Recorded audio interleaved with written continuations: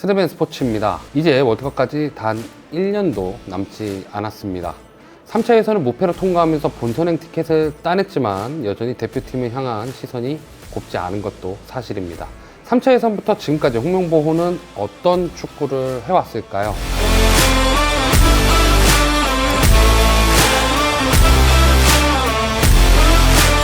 쓰리백. 일본의 우승으로 끝난 지난 동아시안컵에서 홍명보호는 모든 경기에 3백 포메이션을 사용했습니다.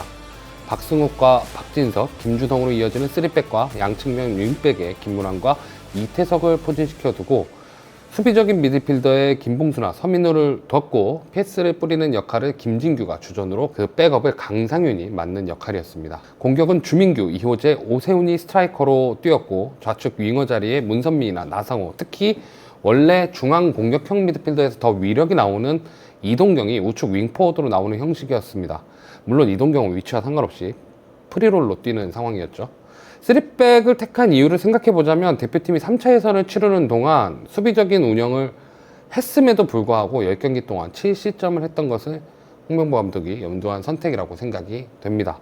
전술적으로 공격적인 백스리를 운영하는 팀들은 보통 측면 스토퍼, 이 3백의 사이드 스토퍼 선수들을 풀백 선수를 두거나 공격을 할 때 미드필드 공간으로 안쪽으로 전진시키는 역할을 많이 시키는데 이번 홍명보 대표팀의 3백은 후방을 안전하게 지키는 모습을 많이 보여줬습니다. 그리고 그 성과적으로 중국과 홍콩전에서 실점을 하지 않으면서 수비적인 성과를 보여줬죠.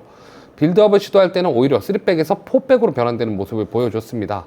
4백으로 빌드업을 할 때는 오히려 센터백을 벌려두고 그 사이에 수비형 미드필더가 끼어 들어가서 3백을 만드는 빌드업을 했다면 3백 형태에서는 수비형 미드필더가 수비 라인으로 들어가서 4백을 만들어서 빌드업을 하는 형태를 만들어 줬죠. 여기서 문제가 생기는데 4백에 원톱을 사용하는 포메이션을 쓸 때는 중앙 미드필더가 3명이 남기 때문에 1명이 내려와서 빌드업을 해도 2명이 볼을 받을 수 있는 포지션에 있게 됩니다. 근데 3-4-3 포메이션 상태에서는 1명이 내려가면 미드필더가 오직 1명이 남게 되죠. 그렇다면 윙포워드가 내려와서 미드필드 싸움을 도와주던지 윙백이 자리를 좁혀 숫자상 동률을 만들어야 하는데 전혀 그런 상황을 만들어주지 못했습니다. 이유는 간단합니다. 윙백을 넓게 벌려놓고 윙포워드가 안쪽으로 들어가서 공격 숫자를 확보하려는 전술이었기 때문에 포진을 바꾼다면 공격 지역에서 계획이 틀어져 버리는 것이죠. 윙백을 공격적으로 올려놓는다면 윙포워드들이 골대 근처에 위치할 수 있고 원톱의 연계로 득점 루트를 만들어낼 수 있게 만들려고 했고 실제로 중국 홍콩전까지는 결정력의 문제만 보였지만 상대적으로 레벨이 높은 일본과의 경기에선 상대 전방 압박에 대처를 못하면서 공격으로 나가는 패스가 굉장히 단순해지고 따라서 공격 지역에서 공을 찾는 것부터 시작해야 하는 악순환에 빠졌던 것입니다. 결과적으로 수비 하나만 보고 3백을 쓴 것은 잘 되었지만 공격적으로 전환되는 과정에서 문제가 드러난 결과를 얻었다는 것이죠. U자 빌드업과 무한 크로스. 홍명보 감독이 부임을 할 때 지적받았던 것 중 하나가 U자 빌드업과 무한 크로스가 있습니다. 그리고 이 지적이 울산과 대표팀에서 이어진다는 것은 공격 지역에서의 배치가 지금까지도 비슷하게 이어진다는 이야기겠죠.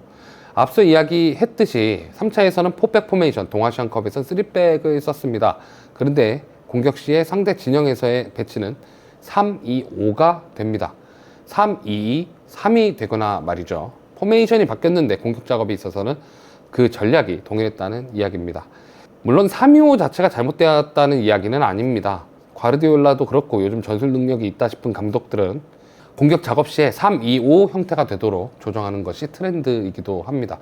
홍명보 감독 전에 김동훈 감독도 중국을 상대하면서 그런 형태를 만들어서 썼었죠. 간단하게 이야기하면 5명이라는 숫자는 상대 수비의 간격을 넓히려는 공격적인 의도고 그 밑에 2는 공의 방향을 바꿔가며 수비를 움직여 균열을 만드는 의도라고 볼 수 있습니다. 그리고 상대가 주저앉을 때 5명이라는 숫자가 일자로 포진하는 것이 아닌 상대 수비와 미드필드 사이에서 움직이거나 측면 윙백들과 부분 전술로 공간을 만들어내는 것에 그 목적이 있죠.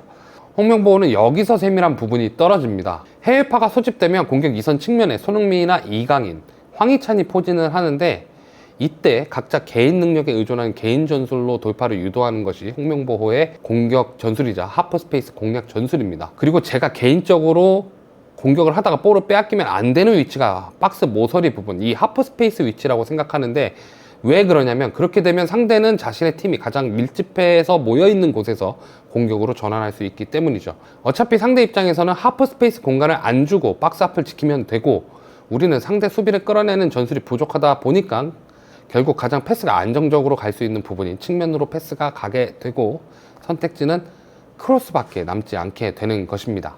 U자 빌드업 자체는 볼을 점유하면서 기회를 엿보기 위해서 하는 것인 만큼 이게 문제라고 생각되지는 않습니다. 다만 그 안에서 기회를 만들어내기 위한 시나리오를 만들어내는 것, 즉 세밀한 부분 전술의 부족이 만들어내는 문제라고 생각합니다. 4연속 한일전 패, 그리고 결과적으로 터진 것이 바로 이번 한일전입니다. 벤투 감독이 2019년 동아시안컵에서 일본을 1대0으로 이겼지만 2021년 도쿄에서 한일전과 2022년 동아시안컵 한일전에서 0대3으로 두 번 다 졌고, 이후 벌어진 동아시안컵에서 또 한 번의 패배를 기록하면서 3연패의 수렁에 빠졌습니다. 일본은 모리아스 재팬의 시대가 오면서 우리가 능동적인 축구를 하는 동안 빠른 역습 축구로 16강에 진출하는 정반대의 스타일로 나아가고 있죠. 뿐만 아니라 아시아 예선에서는 포백을 사용하면서 주도하는 경기에서의 플랜과 비슷하거나 우위에 있는 팀에 대한 플레인도 일본은 분명하게 나누어서 운영을 합니다. 일본도 이번 동아시안컵에서 3-4-3을 쓰면서 결국 마지막 경기에서 두 팀 모두 3-4-3을 사용하는 팀끼리 맞붙게 되었는데요. 개인적으로 세부 전술의 차이가 결과를 가르는데 컸다라고 봅니다. 특히 후반전 말미로 시간이 흐르면서 오세훈과 이호재를 투톱으로 배치하고 뒤에서 롱킥을 때려가면서 세컨볼로 공격을 시도하는 변화를 했지만, 롱킥의 정확성을 차치하고서라도 준비된 전술이라는 느낌이 들지 않았습니다. 게다가 경기 내내 일본의 전방 압박에 고전하면서 롱킥 위주의 축구를 했음에도 불구하고 유의미한 결과가 나오지 않았는데도 마지막에 주저앉은 일본을 상대로 다시 롱킥을 시도하는 부분이 과연 계획된 플랜이었나 하는 생각도 들었습니다. 심지어 원래 포백 포메이션을 짰을 때도 3열 미드필더 라인과 2열 공격 라인을 의도적으로 간격을 벌려서 롱킥을 시도하는 전술을 많이 써왔음에도 불구하고 서 있는 포메이션만 다른 상황에서 그런 무의미한 킥이 나오는 게 개인적으로 이해가 가진 않았죠. 이 밖에도 개인적으로 가장 치명적인 문제라고 할 수 있는 부분은 기초적인 패스에서 미스가 나오는 부분입니다. 앞으로 패스를 보낼 공간이 없어서 뒤로 백패스를 할 때 인터셉트를 당한다든가, 측면에서 가운데로 패스를 할 때 선수 간의 움직임이 협의되지 않아서 받을 선수의 진행 방향과 맞지 않는 미스가 나오는 부분들 같은 거죠. 일본도 후반전에는 공격이 잘 되지 않았고 주저앉아서 걷어내는 상황이 많았는데도 경기를 주도하지 못한 부분은 3-4-3 역시 다듬어야 할 것이 많은 플랜이라는 증거입니다. 자, 플랜 A. 플랜 A에 대한 이야기가 많지만 저는 플랜 A에 대한 이야기를 한번 해보겠습니다. 대표팀은 클럽팀하고 달라서 조직력을 쌓아 올릴 시간이 물리적으로 부족합니다. 벤투 감독 같은 경우가 이 부분을 정확히 이해하고 플랜 A를 정확하게 만들어 놓고 거기에 선수층을 넓혀가면서 보강했던 케이스죠. 홍명보호가 하려는 축구가 상대 진영에서 볼을 소유하면서 지배적으로 운영하고 수비적으로도 높은 위치에서 볼을 빼앗아내는 축구를 지향하고 있다는 것은 알겠습니다. 미국이 포체티노 감독 부임 이후에도 부족한 부분이 나오고 전력이 안정치 못하다는 평이 있음에도 불구하고 선수단 안에 퀄리티가 있는 팀이고, 멕시코는 두말할 것도 없이 월드컵에서 평균적인 성적을 내는 정도의 실력을 가진 팀입니다. 언론은 홍명보 감독이 3백 포메이션을 본선으로 끌고 갈 것이라고 예상을 하지만 실질적으로 전술이 결정되는 시기는 올해 하반기 A매치를 소화해 가면서 결정될 것이라고 생각을 합니다. 우리는 공격 축구를 하겠다느니 주도권 축구를 하겠다느니 패스 축구를 하겠다는 그런 말들이 허상이라는 것을 여러 대표팀 감독을 통해서 봐왔습니다. 4년을 가장 잘 보낸 감독이라고 평가받는 벤투 감독이 빌드업의 짧은 패스를 통한 축구를 했다라고 평가하지만 실질적으로는 실리적으로 소유하고 때론 공간을 향한 롱패스를 시도하면서 월드컵에서 결과를 냈었죠. 거기에 개인적으로 홍명보 감독의 발언들이 너무 안타깝게 느껴집니다. 울산 팬만 나를 비판할 수 있다던가, 한일전이 끝나고 졌지만 경기 내용은 우리가 더 나았다라고 한다던가, 물론 모리아스 감독도 우리 대표팀의 경기력을 칭찬했지만 홍 감독이 정서적인 스트레스를 받고 있다는 것을 너무 팬들에게 보여주는 모습이 저런 발언들로 나타나고 있기 때문입니다. 여전히 홍명보 감독이 지휘봉을 잡고 있는 이상 응원하지 않겠다라고 하는 사람들이 있습니다. 현실적으로 감독을 바꿀 수 있는 상황은 아니라고 생각합니다. 게다가 지금 상황에서 바꾸면 남은 시간, 이 팀을 만들어낼 시간이 또 물리적으로 부족하게 되죠. 홍명보 감독도 결과가 좋건 나쁘건 정말 감독 인생에서 이 감독직이 이어지기 쉽지 않은 상황임에도 불구하고 대표팀 감독직을 택한 만큼 이것은 홍명보 감독이 무조건 감수해야 하는 상황입니다. 수비적인 축구를 하더라도 그 과정의 내용이 납득이 가면 축구 전문가가 아니더라도 믿음을 갖고 응원할 수 있지만 모르는 사람이 봐도 불안감이 아직 남아있다라는 이야기입니다.